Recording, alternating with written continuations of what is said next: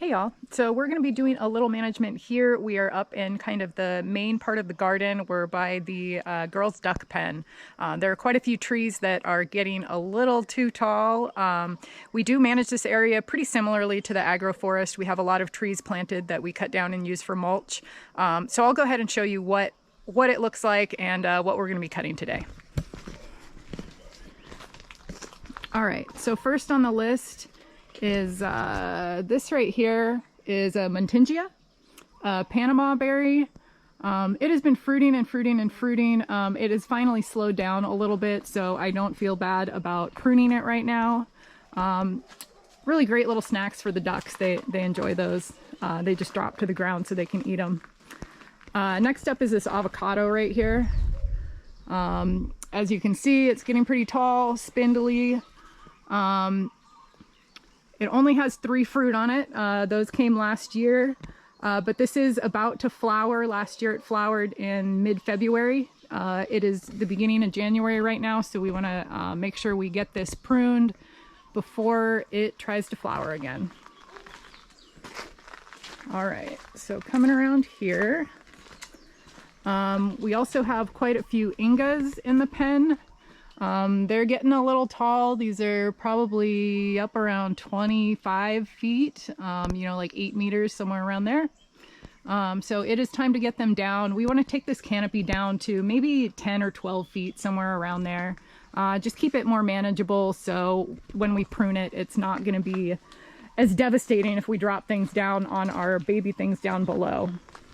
So one of the things we have down below that we want to get more sun to is our patombas we have right in here. We've got a row of them, but above them we've got these Gliricidia up here that are, you know, they're getting a little too tall.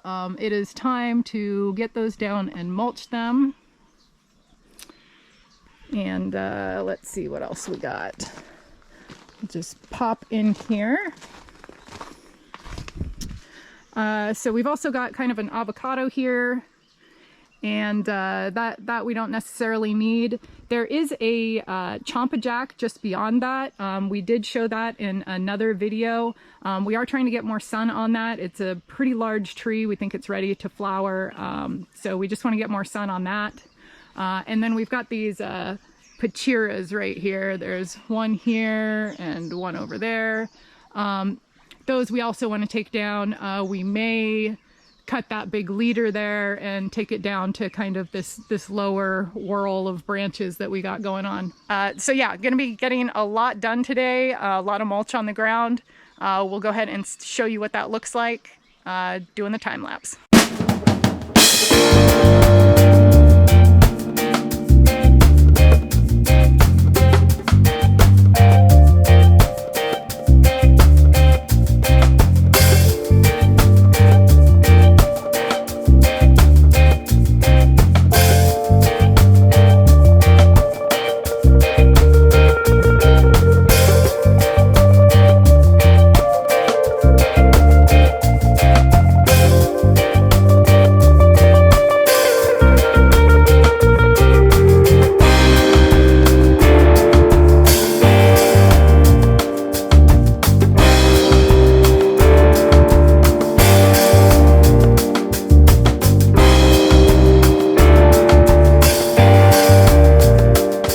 Welcome to the next day.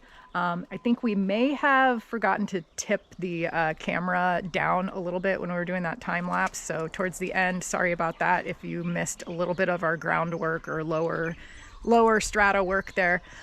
Anyhow, I will go ahead and go over all these trees and how we pruned them and show you our results. And then at the end, I'll talk a little bit about the time it took. All right, here we go. All right, so that Muntingia that was up there is gone. Not totally gone. We've got the trunk right here. I was just going to point out this banana got hit a little bit. Not too bad, but the ducks seem to be enjoying it down here, munching on the leaf. So all good. All right, we'll get over to this Muntingia. So what we did was just take this way back. We observed the way it kind of shot up last time out of a really hard prune. So we went ahead and cut it way back. We noticed that it already has like these little bits of vegetation sprouting out. So I think it's going to recover just fine from being pruned really hard. We probably cut it in half or more height wise. Probably took about 10 feet, 3 or 4 meters, something like that off of there. This next one here, this is our avocado. That was, you know, we probably took about, you know, 15 feet or 5 meters off of this. This was getting really tall up there. So we have like these 3 main leaders on here, and we're doing a little bit of kind of an experiment. So we have these fruits that are still on here from last year. They're probably just about ready to harvest, but we did want to get this pruned because we know it's going to be flowering in probably about 6 weeks or less. So we wanted to get that prune in because we didn't want to cut off all the flower buds. So we went ahead and left the fruit branch intact over there. This main leader here will probably end up shooting up a lot more growth out of the top of there. This one we went ahead and just pruned back hard, didn't leave any vegetation or anything on it. And then this third leader here, we did leave some branching on it, and then we tipped all of those branches. So we're kind of doing a bit of an experiment here to see which one of these reacts the best. We do like to take a lot of vegetation off because we do have a pest, the avocado lace bug here. We were also getting quite a bit of like the black sooty mold, so better to get most of the vegetation off, if not all, so we can just completely reset this thing. We also have this kind of smaller branch down here that we're hoping will turn into a little bit of a lower leader and beef up, so we just tipped that real hard. And so that was our avocado strategy. Went ahead and pruned up this Inga real high, just so the banana and the avocado can have all the light right there. All right, so moving right around. So as you can see, this was a big Inga here. We just went ahead and topped that down around probably 7 or 8 feet, about 2.5 meters. This here was a Gliricidia, or is a Gliricidia. We went ahead and pollarded that. We dropped the pollard. It had been at about 14 feet. We dropped it down to about 10 because I really don't like working with that 12-foot ladder if I don't have to.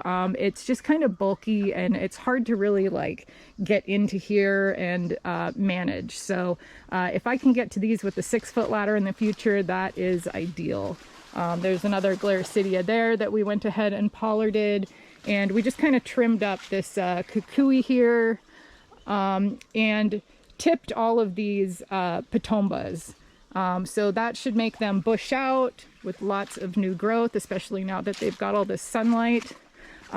We went ahead and with our bamboo over there, we cut a lot of them in half. So what we had noticed before was that they will these are a pretty leafy variety of bamboo. So we had cut some before. They had a bunch of like leafy material that shot out, so they kind of bushed out just like a tree would.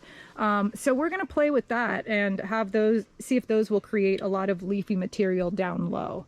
All right, so we also have these pachiras here. They were shooting up another leader out the middle, so they were about to do this thing again where they, you know, go up about 10 feet or I don't know, maybe more like 6 or 8 feet. So it was gonna try to get about 6 or 8 feet taller. So I went ahead and cut the middle out of those. So we're gonna see if that just kind of makes the canopy spread a little bit. They're nice and high and out of the way. We did a little bit of tipping down lower. And yeah, that's what we did with the pachiras. This here was an Inga and an avocado. So we did just a lot of topping and tipping of kind of our support species. The avocados aren't necessarily, they're not grafts, they're just seedlings. So we're just kind of using them as mulch at this point. We did leave this big ohe here. So that is a native tree. Yeah, the big one in back right there. That's a native tree, so we didn't necessarily want to cut at it yet. It's actually flowering, so we're hoping to get some seed from that, and then we might start thinking about pruning it. We also have another one of those over here, right behind our egg fruit. So we tip this egg fruit back pretty hard, so maybe it'll bush out a little more. And then finally, the thing that this was all kind of for was this chompajack, which, if you remember, this used to be a huge tree, but we cut it hard, hoping that that will, you know, kind of force it to flower, give it a little bit of stress, make it push out some more leaves, and yeah, hopefully give us some flowers and maybe even some fruit this year. All right, so yeah, we did a little top on the Rollinia here. Unfortunately, well, maybe fortunately, I don't know. So this other Rollinia going up here, it's got a few fruits on it. Otherwise, we would have cut this one way back. But there are some fruits that we're just gonna go ahead and wait on. And then once we get those off, we'll probably cut this thing back to probably, I don't know, maybe 2 meters, like 5 or 6 feet, something like that. So it'll be a little bit more manageable and not doing this crazy lean over everything. All right. Okay, so as far as time took, this was about 4.5, 5-ish hours yesterday. I would say we did kind of a hard prune on about 10 trees, and then we did kind of, you know, the topping and tipping, the kind of more minor stuff on maybe about 15 trees. The ones that we just kind of took down a bit, or that were kind of younger trees that didn't require much more than like a snip or one cut.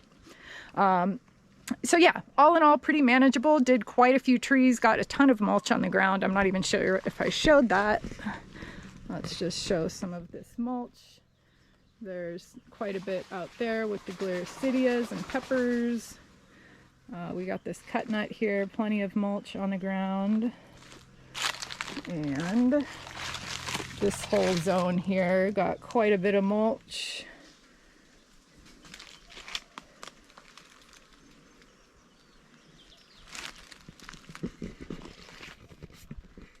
Yeah, that's about it. So yeah, 4.5 hours with 2 people, and lots of mulch on the ground. I'm really looking forward to seeing this zone bounce back, and we will definitely update. So if you like this video, go ahead and like it, subscribe if you want to see the updates in the future, and we will see you in the next one. Take care.